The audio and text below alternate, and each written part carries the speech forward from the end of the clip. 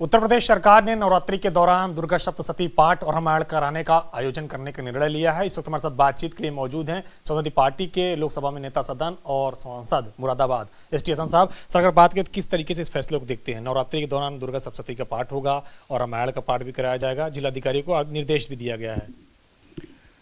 देखिए, हमने बचपन से यही सुना है कि धार्मिक जो भी आयोजन है या जो भी इबादत, जो भी पूजा पद्धति वो लोग अपने घरों में करते हैं या मस्जिद मंदिर में जाते हैं। सरकार की तरफ से पहली बार ऐसा हमारे सुनने में आया है कि एक धार्मिक आयोजन हो रहे हैं।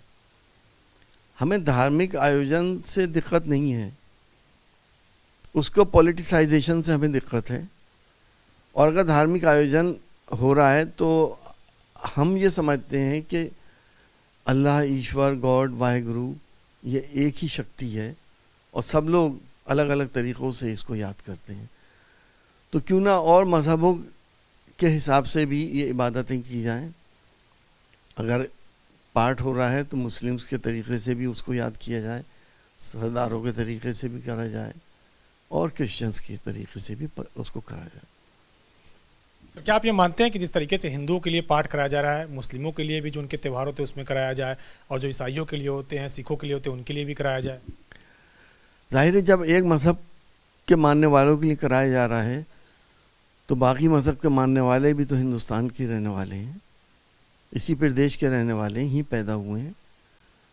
तो उनकी दिल आज़ारी होगी अगर उनको नेगलेक्ट करा जाएगा। तो बीजेपी के सांसद हैं सुब्रत पाठक, उनका ये कहना है कि जो पाठ वगैरह कराया जा रहा है ये भारतीय मूल की जो प्राचीन सिद्धांत है, जो प्राचीन पद्धति है, इसको हम आगे लेकर के जा रहे हैं। और पहले की जो सरकारें थी वो रोजा इफ्तार कराती थी, ये सब कराती थी, तो हमारी सरकारें ये सब करवा रही है। मैंने कहा ना कि ये सिर्फ राजनीतिकरण हो रहा है। ये पूजा नहीं हो रही है, ये इबादत नहीं हो रही, ये राजनीतिकरण हो रहा है। तो पहले ये होता था, अब ये हो रहा है। अगर पहले इफ्तार होता था तो अब सरकार गरीबों का इफ्तार करा दे, बड़े लोगों का ना कराए, क्या है जी? या और तरीक़ों से अपने पैदा करने वाले की इबादत की जाए, इसमें तो कोई हर्ज नहीं है। हम अपने पैदा करने वाले के, अपने पालनहार की इबादत या उसकी पूजा से हमें कोई एतराज़ नहीं है, हम सबको करनी चाहिए, लेकिन राजनीतिकरण से एतराज़ है। तो सरकार के इस फैसले से क्या संदेश आप देखते हैं? इलेक्शन है, संदेश आपको पता ही है, 2024 का इलेक्शन आ रहा है। हालत पतली है इनकी, जनता में जवाबदेही नहीं दे पा रहा है किसी भी बात की, ना विकास, ना रोज़गार, ना महंगाई पे काबू, और ना ही किसानों के आंसू पोंछे गए। तो यही सब कुछ करेंगे अब तो। इसके अलावा एक सवाल है, संसद सत्र चल नहीं पा रहा है और आपके जो उत्तर प्रदेश में सहयोगी हैं जयंत चौधरी, उन्होंने राष्ट्रीय स्तर पे कांग्रेस के साथ भी जो है मुद्दों को लेकर के समझौते की बात की है। समाजवादी पार्टी भी लगातार जो कांग्रेस के द्वारा संसद भवन के अंदर बैठक बुलाई जाती है उसमें शामिल होती है। क्या मुद्दों के आधार पे विपक्ष के साथ गठबंधन बनेगा? देखिए, ये सवाल हमारे पार्टी के राष्ट्रीय नेता ही इसका जवाब दे सकते हैं। जहाँ तक मेरी पर्सनल राय की बात है, मैं तो यही कहूँगा कि मुद्दों के आधार पर गठबंधन होना चाहिए, मुद्दों के आधार पर, और विपक्ष की एकता को कायम होना चाहिए, तभी हम जनता को इस अजाब से छुटकारा दिला सकते हैं। तो क्या आपको लगता है कि बीजेपी से लड़ाई लड़ने के लिए उत्तर प्रदेश में भी तमाम सारे दलों के साथ गठबंधन करके आगे बढ़ना चाहिए? बीजेपी को गठबंधन, समाजवादी पार्टी को? देखिए, जहाँ विचारधाराएं एक हैं और जहाँ नियत साफ है, एक दूसरे की जहाँ लोग टांगे ना खींचें, बहुत से फैक्टर्स हैं इसमें। तो जहाँ पे ये सब कुछ है और नियत साफ है तो गठबंधन हो जाना चाहिए। तो यूपी में लगता है कि ज़रूरत है ताकि पार्टी को और मजबूत किया जा सके? समाजवादी पार्टी सक्षम है उत्तर प्रदेश के अंदर बीजेपी को हराने के लिए। हमारे पास ज़मीनी कार्यकर्ता बहुत हैं, संगठन है, और जनता आज अखिलेश यादव जी को याद कर रही है। तो हम तो एकता की बात इसलिए भी कर रहे हैं कि एक मैसेज पूरे हिंदुस्तान में जाना चाहिए कि सब साथ मिलकर 2024 का चुनाव लड़ें। तो लगता है कि यूपी के अंदर कांग्रेस, समाजवादी पार्टी, रालोद और जो तमाम सारे अन्य दल हैं छोटे छोटे, उनको साथ आना चाहिए? मैंने कहा नहीं कि ये मेरे बड़े नेताओं के फैसले हैं, वो करेंगे कि क्या करना चाहिए क्या नहीं। लेकिन क्या सरकार व्यक्तिगत तौर पे व्यक्तिगत तौर पर हम मानते हैं कि मुद्दों के आधार पर सब लोग साथ रहना चाहिए। इससे अतिरिक्त एक सवाल है, आरएसएस के भी प्रतिनिधि सभा की बैठक हुई, वहां पे स्वर्गीय मुलायम सिंह यादव और स्वर्गीय शरद यादव को श्रद्धांजलि दी गई, किस तरीके से देखते हैं? हम स्वागत करेंगे उनकी इस पहल का, क्योंकि हमेशा मुलायम सिंह यादव जी ने आरएसएस की विचारधारा से पूरी जंग लड़ी है, और आरएसएस की नहीं बल्कि मैं तो ये कहूँगा कि बांटने वाली विचारधारा से उन्होंने जंग लड़ी। सांप्रदायिक सौहार्द के लिए उनका जीवन समर्पित रहा। उन्होंने अपने ऊपर कितने इल्ज़ाम लिए, लेकिन इंसाफ का और कानून का साथ नहीं छोड़ा। आज हो सकता है उन्हें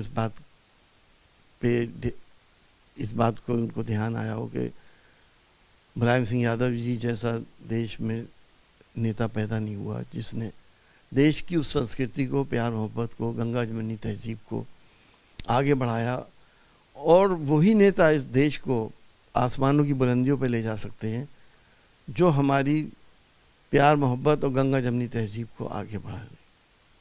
उन्हें इस बात का एहसास हो गया है। जेडीयू ने भी कहा है कि समाजवादी पार्टी को हम साथ लेकर चलेंगे, गठबंधन करेंगे, विपक्षी एकता होनी चाहिए। स्वागत है उनका। सब विपक्षी एकता कह तो सभी रहे हैं, होनी भी चाहिए और सब लोग चाहते भी हैं, लेकिन बीजेपी तो नहीं चाहती विपक्षी एकता हो। वो कहीं ना कहीं ऐसे मुद्दे छोड़ देती है कि आपस में टकराव भी पैदा हो जाते हैं। जहाँ जहाँ क्षेत्र का मामला थे, स्टेट के मामले हैं, वहाँ पे आपस में हम लोग एक दूसरे से चुनाव लड़ते हैं। तो उन सबको हमें भूल के 2024 तक सबको एक होकर चुनाव लड़ना चाहिए। क्योंकि आप समाजवादी पार्टी के सीनियर लीडर हैं, लोकसभा में नेता सदन है, आपकी राय काफ़ी अहम रखती है, तो पार्टी अध्यक्ष अखिलेश यादव को आप कोलकाता के जो कार्य समिति की बैठक होने जा रही है, अधिवेशन होने जा रहा है, उसमें अपना मशवरा देंगे? मैं क्या दूंगा, क्या नहीं, क्या कहूँगा, क्या नहीं कहूँगा, जाहिर है हम तो सभी चीज़ डिस्कस करते ही हैं उनसे। जो देश हित में जो चीज़ें होती हैं उसको हम डिस्कस करते हैं। अखिलेश यादव जी भी हम लोग उससे डिस्कस करते हैं। हमारा नेता ऐसा नहीं है कि वो सिर्फ ऑर्डर दे दे कि ये होना, वो सबसे मशवरा करते हैं और सबकी राय लेके काम करते हैं। तो आप विपक्षी एकता की मशवरा देंगे? यूपी के अंदर भी जो है एकता हो, ऐसा मशवरा देंगे? जाहिर है मुद्दों के आधार पर एकता होनी चाहिए। हमारा ये मशवरा होगा, यही मशवरा होगा।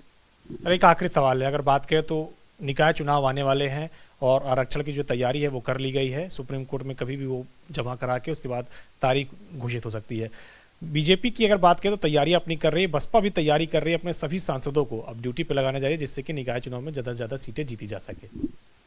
सारी पार्टियां तैयारी कर रही हैं और सभी पार्टियां इस चुनाव में पूरे दमखम के साथ उतर रही हैं, और जनता भी तैयारी कर रही है, क्योंकि जनता को यही दिन मिलते हैं जो कुछ उसके ऊपर ज्यादतियाँ होती हैं उसका बदला लेने के। जनता को जितनी परेशानी से जूझना पड़ा है पिछले दिनों में, किसान को जितनी परेशानी से जूझना पड़ा है और आज भी जूझ रही है, चाहे वो महंगाई का मुद्दा देख लिया आप, कोई ज़बान से कुछ कह नहीं पा रहा है। विपक्ष भी बहुत सोच समझ के अपनी बात रख रहा है। इतना दबाव सबके ऊपर मेरे ख्याल से आज़ाद हिंदुस्तान की तारीख में कभी नहीं हुआ। शुक्रिया हमसे बातचीत करने के लिए। समाजवादी पार्टी के मुरादाबाद से सांसद एसटी हसन, जिनका कहना है कि जिस तरीके से विपक्षी एकता की बात चल रही है, विपक्षी एकता होनी चाहिए, मुद्दों के आधार पर ये एकता हो, इसको लेकर के वो अपना राय मशवरा अखिलेश यादव को भी देंगे। इसके बाद निर्णय अखिलेश यादव को करना है कि विपक्षी एकता को किस तरीके से आगे लेकर के जाना है। कृष्ण सुनील कुमार के साथ अविनाश तिवारी, एबीपी गंगा, दिल्ली।